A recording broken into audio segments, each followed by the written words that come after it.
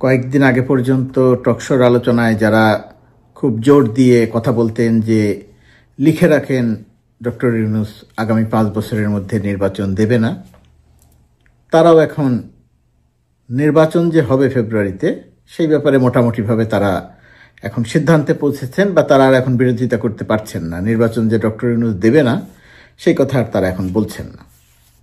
এখন নতুন করে সামনে এসেছে এই নির্বাচনটি কি আওয়ামী লীগ সহ হবে, অর্থাৎ আওয়ামী লীগকে সঙ্গে নিয়ে নির্বাচন হবে নাকি আওয়ামী লীগ ছাড়া নির্বাচন হবে। কেউ কেউ বলার চেষ্টা করছেন আওয়ামী লীগকে ছাড়া নির্বাচন সম্ভব নয়, কেউ কেউ বলছেন আওয়ামী লীগকে ছাড়া যদি নির্বাচন হয় অনুষ্ঠিত হয় তাহলে সেই নির্বাচনটা গ্রহণযোগ্য হবে না। কেউ কেউ বলছেন আওয়ামী লীগকে ছাড়া যদি নির্বাচন হয় তাহলে সেই নির্বাচনে যে সরকার আসবে সেই সরকার টিকবে না। এখন প্রশ্নটা হচ্ছে নির্বাচন হবে সেটা তো মোটামুটিভাবে নিশ্চিত। এখন সংশয় সন্দেহ গুজব যারা তৈরি করছিলেন তারা এখন সুর পরিবর্তন করেছেন, ঠিক আছে করেছেন। এখন আওয়ামী লীগ সহ নির্বাচন যদি ধরে নেওয়া হয় যে যারা বলছেন যে আওয়ামী লীগ ছাড়া নির্বাচন সম্ভব নয় তাদের এই যে ভয়েসটা একটু জোরালো হচ্ছে, এর কারণটা কি? এর কারণটা হচ্ছে সম্প্রতি 6টি আন্তর্জাতিক মানবাধিকার সংস্থা আওয়ামী লীগের কার্যক্রম নিষিদ্ধের যে নিষেধাজ্ঞা যেটা দেয়া হয়েছে সেটা প্রত্যাহারের অনুরোধ জানিয়েছে এবং সব দলের অংশগ্রহণে একটি নির্বাচনের কথা বলেছে। এই আন্তর্জাতিক মানবাধিকার সংস্থাগুলো আওয়ামী লীগের 15 বছরের দমন পীড়ন নিপীড়ন নির্যাতন দখলরাজির 15-16 বছরে অসংখ্য দাবি জানিয়েছে। আওয়ামী লীগ তার কোনোটিই কানে নেয়নি এবং অনবরত এই সমস্ত সংগঠনের বিরুদ্ধে কথা বলে গেছে। সেটা তো আওয়ামী লীগের কাজ আওয়ামী লীগ করেছে। এখন ডক্টর ইউনূসের সরকার কি করবেন বা ডক্টর ইউনূস কি করবেন?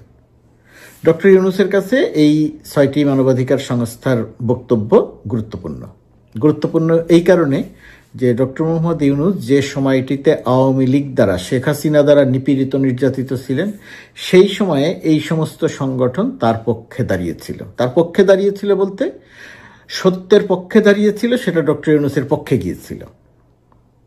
সেই কারণে এই সমস্ত সংগঠনগুলো যখন ডক্টর মোহাম্মদ ইউনূসের কাছে দাবি জানান তখন সেই দাবিগুলো গুরুত্বপূর্ণ।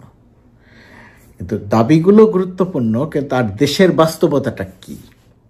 বাস্তবতাটা হচ্ছে আওয়ামী লীগের উপর থেকে নিষেধাজ্ঞা তুলে নেয়ার মতো প্রেক্ষাপট বাংলাদেশে আছে কিনা, আওয়ামী লীগকে নির্বাচনের সুযোগ দেওয়ার মতো প্রেক্ষাপট বাংলাদেশে আছে কিনা, আওয়ামী লীগ সত্যি সত্যি নির্বাচনে অংশ নিতে চায় কিনা, যদি চায় তাহলে কোন আওয়ামী লীগ নির্বাচনে অংশ নেবে, কোন আওয়ামী লীগের নেতারা নির্বাচনে অংশ নেবে।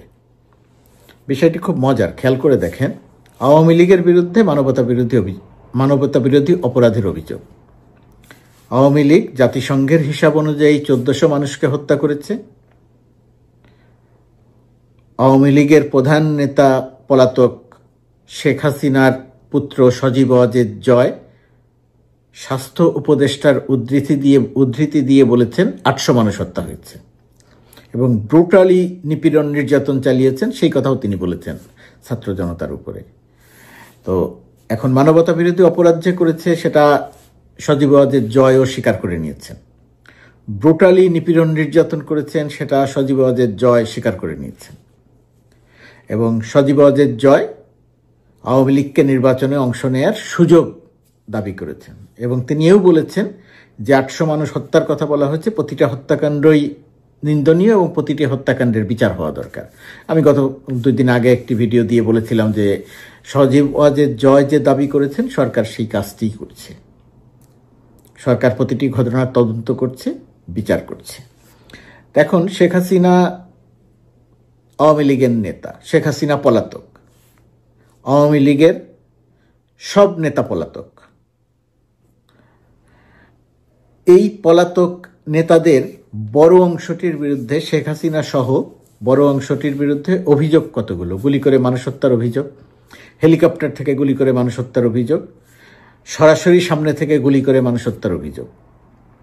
এই অভিযোগগুলো যেহেতু বিচার হয়নি সেই কারণে অভিযোগ বলছি, এই সমস্ত হত্যাকাণ্ডের অডিও আছে, ভিডিও আছে, স্থির ছবি আছে, অর্থাৎ অকাঠ্য প্রমাণ আছে। শেখ হাসিনা যে হেলিকপ্টার থেকে গুলি করতে বলেছেন তার প্রমাণ আছে, শেখ হাসিনা যে সরাসরি গুলি করে হত্যা করতে বলেছেন তার প্রমাণ আছে, স্বরাষ্ট্রমন্ত্রীর প্রমাণ আছে, পুলিশ অফিসারদের প্রমাণ আছে, সেনাবাহিনীর সদস্যদের প্রমাণ আছে।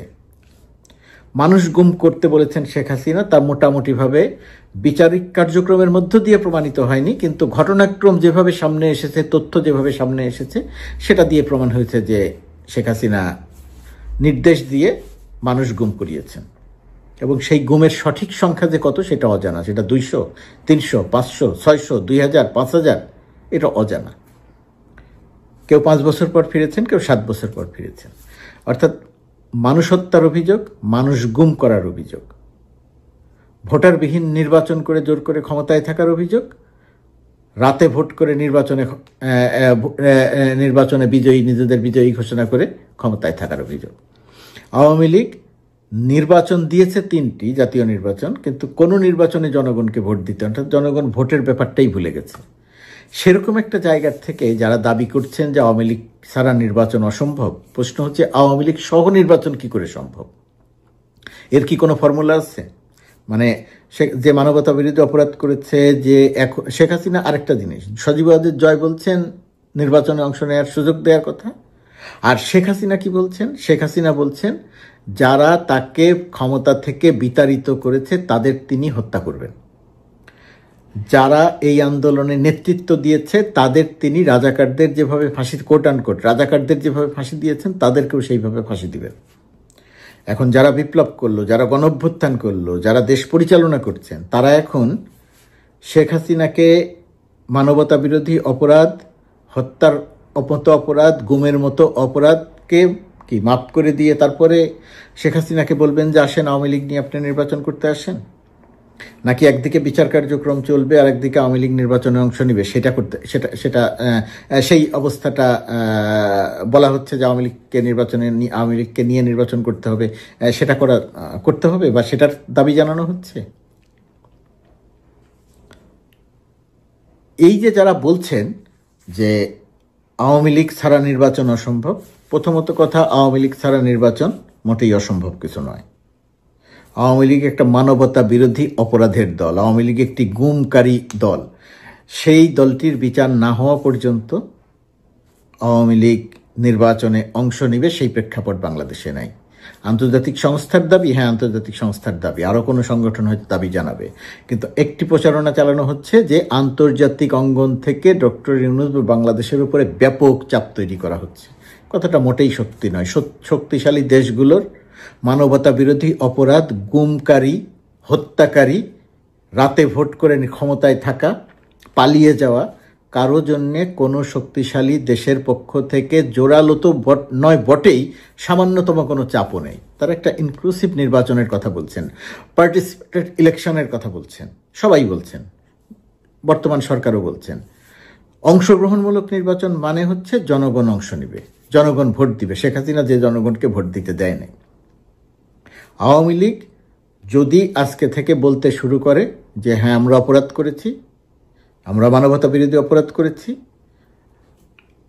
যারা মানবতা বিরোধী অপরাধ করেছে তাদের বিচার চলতে থাকুক, আর যারা মানবতা বিরোধী অপরাধ করে নাই তারা আওয়ামী লীগ পরিচালনা করবে, তাহলে হয়তোবা, সেটাও খুব কঠিন, হয়তোবা বিবেচনা করার সুযোগ থাকতে পারে যে হ্যাঁ আওয়ামী লীগের এই নেতারা নির্বাচন করবে বা এই নেতাদের নেতৃত্বে আওয়ামী লীগ চলবে। শেখ হাসিনা পালিয়ে গেছে, শেখ হাসিনা মানবতা বিরোধী অপরাধ করেছে, শেখ হাসিনা গুম করেছে, শেখ হাসিনা খুন করেছে, শেখ হাসিনা ভোট ডাকাতি করেছে, শেখ হাসিনা ব্যাংক লুট করেছে, শেখ হাসিনা বিদেশে টাকা পাচার করেছে, মানে করিয়েছে। তো এরকম একজন মানুষকে, এবং যে ফিরে এসে গণঅভ্যুত্থানকারী বা বিপ্লবকারীদের ফাঁসি দিতে চায়, তাকে ফিরিয়ে এনে বলতে হবে ঠিক আছে আপনি নির্বাচন করেন, এবং সে ছাড়া নির্বাচন, বাংলাদেশে নির্বাচন হবে না। এক ধরনের পারপাস সার্ভ করা বক্তব্য আমরা লক্ষ্য করছি। ওই যে মানুষগুলো, যে মেয়ে, যে বাবা, যে স্ত্রী, যে বোন গুমকারীদের সন্ধানে এখান থেকে ওখানে ঘুরছে, আমি শেখ হাসিনার সকল অপরাধ মাফ করে দেওয়ার পক্ষে থাকব। আমি শেখ হাসিনাকে নির্বাচনে অংশ নেওয়ার পক্ষে থাকব যদি শেখ হাসিনা গুমকারী অন্তত একজনকেও ফিরিয়ে দিতে পারেন। সাজেদুল ইসলাম সুমনকে ফিরিয়ে দিতে পারবেন? এরকম একজনকে শেখ হাসিনা ফিরিয়ে দিতে পারবেন? যারা বলছেন যে আওয়ামী লীগ ছাড়া নির্বাচন অসম্ভব, তাদের কেউ একজন সাজেদুল ইসলাম সুমনের মতো এরকম একজনকে ফিরিয়ে দেন, ইলিয়াস আলীকে ফিরিয়ে দেন, চৌধুরী আলমকে ফিরিয়ে দেন, তারপরে এসে বলেন যে হ্যাঁ, শেখ হাসিনাকে নির্বাচনে অংশ নেওয়ার সুযোগ দিতে হবে, আওয়ামী লীগকে নির্বাচনে অংশ নেওয়ার সুযোগ দিতে হবে, আওয়ামী লীগ ছাড়া নির্বাচন সম্ভব না। যদি আপনারা এটা না পারেন, 800 মানুষের জীবনের যাদের হত্যা, মুগ্ধকে ফিরিয়ে দিতে পারবেন? কেউ একজন বলেন যে হ্যাঁ ঠিক আছে, আমি মুগ্ধকে ফিরিয়ে দিলাম, আওয়ামী লীগকে নির্বাচনে অংশ নেওয়ার সুযোগ দেওয়া হোক। মুগ্ধ, সুমন, এরকম আরো অসংখ্য প্রাণ যাদেরকে শেখ হাসিনা হত্যা করে পালিয়েছে, তাদের একজনকেও যদি ফিরিয়ে এনে দিতে পারেন, শেখ হাসিনা যদি ফিরিয়ে এনে দিতে পারে, যারা বলছেন যে আওয়ামী লীগ ছাড়া নির্বাচন সম্ভব নয়, তারা যদি ফিরিয়ে এনে দিতে পারেন, নিশ্চয়ই শেখ হাসিনা নির্বাচনের সুযোগ নেবে এবং আমি সেটার পক্ষে থাকবো। আমি সরকারের অংশ হয়েও সরকারের বিরুদ্ধে কথা বলবো যে শেখ হাসিনা সাজেদুল ইসলাম সুমনকে, এরকম আরো অনেককে হত্যা করেছিল, কিন্তু গুম করে হত্যা করেছিল, তাদেরকে ফিরিয়ে দিয়েছে। 800 মানুষ, জয়ের হিসাব অনুযায়ী, আমি জাতিসংঘের হিসাব বাদ দিলাম, জয়ের হিসাব অনুযায়ী যে 800 মানুষকে হত্যা করে, তার মধ্যে থেকে শুধু মুগ্ধকে ফিরিয়ে দেন। শুধু ওই রিক্সার উপরে যে লাশটি পড়েছিল, ওই লাশটিকে ফিরিয়ে দেন। গুলি করে যে ছাত্র জনতা হত্যা করেছেন, তাদের কাউকে ফিরিয়ে দেন। বিপ্লব হয়েছে দেশে, একটি গণ অভ্যুত্থান হয়েছে। গণ অভ্যুত্থানের পরাজিত, বিতাড়িত, পলাতক কোনো শক্তিকে পুনর্বাসনের জন্য বিপ্লব সংগঠিত হয়নি। হত্যাকারী, মানবতা বিরোধী অপরাধী, গুমকারী কোনো শক্তিকে নির্বাচনে অংশ নেয়ার সুযোগ দেওয়ার জন্য গণ অভ্যুত্থান বা বিপ্লব সংগঠিত হয়নি। মানুষ রক্ত দেয়নি। যারা বলছেন আওয়ামী লীগ ছাড়া নির্বাচন সম্ভব নয়, যারা বলছেন আওয়ামী লীগকে নির্বাচনে অংশ নেওয়ার সুযোগ দিতে হবে, তাদের আরও কিছু বিষয় বিবেচনা করতে হবে। দলীয় পারপাস সার্ভ করতে চান, সেটা করেন, কিন্তু বিবেককে একটু